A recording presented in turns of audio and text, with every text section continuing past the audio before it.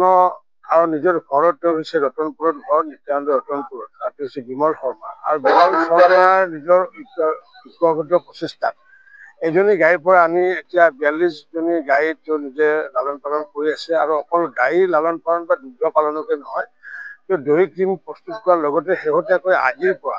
যি প্ৰতি ঘণ্টাত 7,000 ৰসগোল্লা উৎপাদন কৰিব পৰা অৰ্থাৎ প্ৰতিদিনে 50,000 ৰসগোল্লা উৎপাদন কৰিব পৰা উদ্যোগ এটা আজি আনুষ্ঠানিকভাৱে উদ্বোধন কৰি পেলাই আপ্লুত হৈছো।